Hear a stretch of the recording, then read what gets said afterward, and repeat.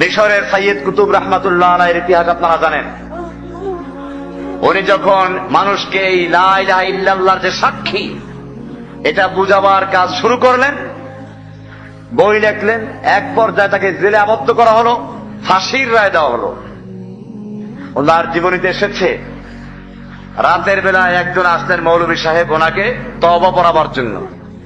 সাইয়্যিদ কুতুব রাহমাতুল্লাহ আলাইহি জিজ্ঞেস করলেন, আপনি কি? বলে, আমি এই জেলখানা মসজিদের ইমাম সাহেব। তো কি মনে করে আসলেন?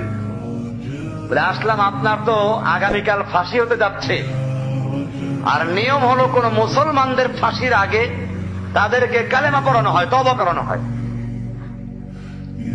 উনি বললেন, তুমি কি কালেমা পড়াও? একটু পড়ো তো, কেমনে পড়াও? তো বললো, আশহাদু আল্লা ইলাহা ইল্লাল্লাহু ওয়া আশহাদু আন্না মুহাম্মাদান আবদুহু ওয়া রাসূলুহু। সাইয়্যিদ কুতুব রাহমাতুল্লাহ আলাইহি বললেন, আশ্চর্য, যেই লা ইলাহা বলার অপরাধে আমি ফাঁসিতে ঝুলতে যাচ্ছি, আর তোমাকে সেই লা ইলাহা ইল্লাল্লাহ পড়াবার জন্য পয়সা দিচ্ছি।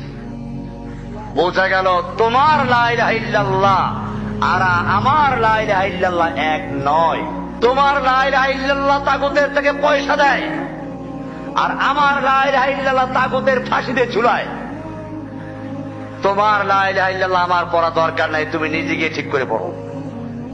তাহলে লা ইলাহা ইল্লাল্লাহর প্রথম ধাক্কা লাগে গিয়ে যারা আল্লাহর স্থানে বসে আছে।